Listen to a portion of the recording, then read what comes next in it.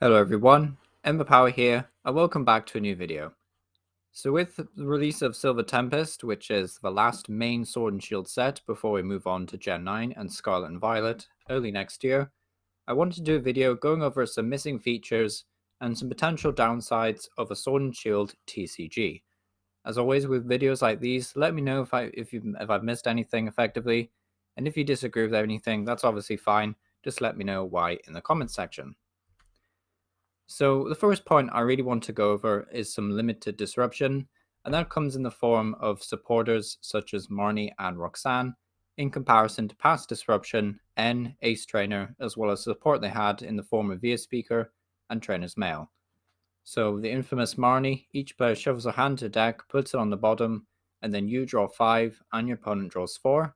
And then Roxanne says you can only play it if your opponent has exactly 3 or fewer prize cards remaining. You shuffle draw 6 and your opponent shuffles draws 2.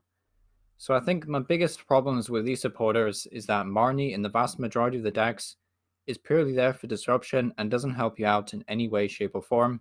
The shuffle draw 5 is just typically very bad in a format that relies on the game going very fast. So in a format where you're trying to take KOs as quickly as possible and set up as quickly as possible, playing a Marnie is just very detrimental to a lot of deck setups. And then Roxanne is just way too niche and essentially can only be played in Inteleon builds of decks, which of course is fairly limited. Back in the day though, when you had stuff like N essentially acted as a way to shuffle draw 6 in the early game, or just as a massive disruption in the late game, but it did disrupt you as well. So it wasn't really as aggressive as Roxanne was in the late game for disruption, and it was also a double-edged sword, meaning essentially it wasn't as detrimental as Roxanne was, essentially. So in theory, you can Inteleon and use Shady Dealings to grab Roxanne and then put yourself at a serious advantage. But if you're not playing Inteleon Engine, you can't really afford to play Roxanne, whereas back in the day, everyone could play multiple copies of N thanks to trainers cards such as VS Seeker and Trainer's Mail. There was also Ace Trainer that said you can play this card only if you have more prize cards left than your opponent. Each player shuffles a hand to your deck, you draw 6, and the opponent draws 3. So I really believe that N and Ace Trainer were just better supporters overall than Marnie and Roxanne. They had more uses. Plus there was more ways to acquire them, thanks to VS Seeker and Trainer's Mail, meaning you could find them throughout the game, and you could discard them in the early game without worrying about not being able to use them later on. So having said that, I would definitely like to see an N reprint at some point in the near future, and definitely don't want to see Marnie reprinted effectively in the future as well. So would definitely rather have N to come back.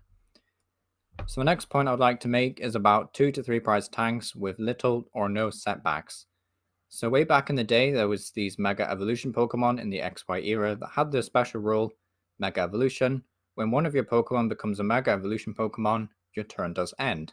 And with the Spirit Link, or Tool Card, it added an extra dimension because it said when you used this tool card on a Pokemon EX, it didn't end your turn when you evolved. Now, we've not seen anything like that since for VMAX or V-Star Pokemon. So what has effectively been allowed to happen is that VMAX Pokemon and V-Star Pokemon can evolve with little to no setbacks, other than the fact they give up more prize cards. Essentially, this just creates a format where largely these attackers go unchecked, they dominate, and there's no real reason not to play the best ones. So stuff like Eternatus is a classic example. It has no setbacks, it's just a 340 HP stage 1 effectively. It does go with 3 prize cards, which is a huge hindrance, but on that front, it just means that the games are a lot quicker, and it means that you'll be over in a couple of attacks. It also creates this very heavy reliant format on boss's orders, because you just start to boss around these massive Pokemon and target down evolving Vs. So I'm really not a fan with how they handled this, and seeing as that Dynamax Pokemon in the games, in the Sword and Shield games, are so strong that they can only be up for a few turns, I would have liked to have seen a similar implementation. Maybe they de-evolve after a few turns, or you have to use some kind of Spirit Link, and then, some kind of scrapper, I guess, to discard the Spirit Link if you want to add additional tools that would buff your HP or damage output. So I think these ended up being super one-dimensional, and that's obviously not helped by the fact that the majority of VMAX Pokemon only have 1 or 2 attacks. Eternatus, funny enough, I would say, is a better example of being a well-designed VMAX because of its damage output being reliant just on how many dark Pokemon you have in play. Whereas, some VMAX just do a whole ton of damage for a whole bunch of energy. So, yeah, I'm not a fan of how they handle this personally, but obviously people can feel differently. I'm just not a fan of, how they handled VMAX as opposed to Mega Evolution. And then a similar story for V-Star Pokemon, because effectively Pokemon backed themselves into a corner with VMAX and V-Star Pokemon because of how dominant and oppressive tag teams were. They did have to sell the new Sword and Shield era as having something really special, and in order to sell sets effectively, they needed the VMAX mechanic to outpace tag teams, which is probably one of the key reasons we never saw an ending turn or rule or whatever. But it does mean that the power creep got substantially worse as we moved on, and we ended up with stuff like Origin Form Palkia, which does a whole ton of damage, has a busted ability, 280 hit points, and it's effectively a stage 1 Pokemon, and that gives up 2 prize cards. So super broken, and it's easy to see why they kind of had to do it, but I also wish that there'd been more care in designing some of these more powerful cards. So my next point to make is underwhelming one prizers. I made a video quite a while back when a Simsear was initially revealed. I mentioned the fact that Simsear, a Pokemon released in the Sword and Shield era, had the exact same attack as a Golduck from the base set for Sun and Moon, which is pictured below there. And then since then, they obviously did a Donphan that did 120 for a single energy as well. So one prize Pokemon have not been power crept up to match the multiple prize Pokemon. We've just seen VMAX and V Stars with 280, 340 HP. So, yep, very annoying to see that one prize Pokemon just don't get the support. Also, unlike Japan, we did not have bench barrier for a while, so cards like Rapid Strike Urshifu could just dominate single prize decks effectively to just take 2 prizes in a turn. Obviously, I don't think this would have been so much of an issue if we'd had either Manaphy or Mew reprinted earlier, but unfortunately, we had to wait quite later on in the day, I should say, with the Brilliant Star set to print off Manaphy and Choice Belt. And these cards essentially give this one prize archetypes a ton of buff, but essentially they are just very weak because they don't really provide enough protection, essentially. So what ended up happening was we got Manaphy and Brilliant Stars, and then 2 sets later they printed Sableye with Lost Mine. It essentially just allows you to place 12 damage counters if you have 10 or more cards in the Lost Zone. A very easy requirement to meet, and it's essentially just we're back to square one effectively because we have no way of protecting the little Pokemon from Lost Mine. And then Choice Belt doing 30 more damage is a pretty cool buff, but the main problem with that is there's not really enough viable attackers in the first place that's worth buffing one prize Pokemon to get the damage. So yeah, not very impressive with the one prize side of things. I really do hope Scarlet and Violet can pick up the pace a bit because Sword and Shield has been fairly underwhelming as one prize Pokemon go. Something else I would like to see is a return to Team Pokemon. So I mentioned this in my missing features in the Sun and Moon era. I think it's a shame that we essentially got an entire set in the form of Team Plasma that was themed around this kind of team-based Pokemon from the anime or game series, but then we just haven't seen anything like it since. So something like Team Yell, I think, would have been a good place to choose it to start again. Team Skull was also a good one in Sun and Moon. Also, I think this would have been a good place to add it because of the character galleries that we've seen. So trainers that have been associated with their Pokemon get printed on a card, like Galarian Obstagoon over here. This would have been a perfect opportunity to have effects like Obstruct that interact with the peer supporter card. Maybe if they just handled this better, it would have been more interesting and cool, but I do wish they would have done this. Unfortunately, I don't think we will see this mechanic come back in the Scarlet and Violet era because it does turn out that the enemy teams, I believe, in the Scarlet and Violet games are just basically just a bunch of bad school kids or something. So it's not going to be a return to serious villains or anything, which I think is a bit of a shame, honestly. And I would like to see, a return to teams eventually somewhere down the line. The next point I want to make is that Legends Arceus basically had zero impact on the TCG. It didn't even get its own special set, for goodness sake. It was basically ignored. You could argue that, oh yeah, Hisuian Pokemon have seen a lot of representation in the card game. That is true. We did see a Cleaver V-Star, Lilligant V-Star, Arcanine V, Electrode V. Avalugg got the short end of the stick, sadly. But we still did see a whole ton of Hisuian representation. That's cool and everything.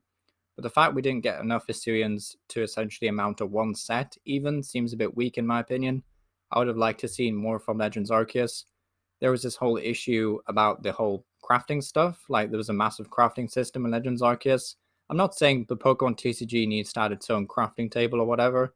Would have been nice to see a mix up, even if it was just for a few sets, just to see, what new mechanics they could have implemented in order to just get the most out of these smaller games.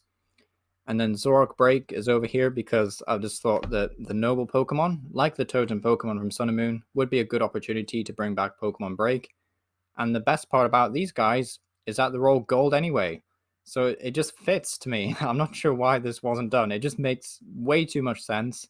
And it just feels crazy that we didn't see Pokemon Break for the Noble Victory Pokemon. They could have just called them, Cleaver Noble or Noble Lilligant or something, and then just slapped the gold artwork, reprinted the breaks, and then all would have been cool. But nope, apparently that was too much to do. But either way, I think it's a bit of a shame. And if they do more of these like futuristic or I guess past these words, this game was set in the past, Legends Arceus. I would love to see the implementation of either Pokemon Break or a similar past mechanic come back. But all having said that, looking to the future, we are expecting to see Koraidon and Miraidon EX. These will likely be revealed in December, so I'm interested to see what these cards actually do because we don't have the complete translations for them. But either way, a return to basic Pokemon is super unique. However, I am a little bit concerned, I guess, because as we know here, Wild Impact and Photon Blaster, like again, we don't know how viable these attackers would be without seeing their energy attack costs, other cards in the set, the kind of HP really we're going to be dealing with. But either way, doing 220 damage base is a wee bit scary.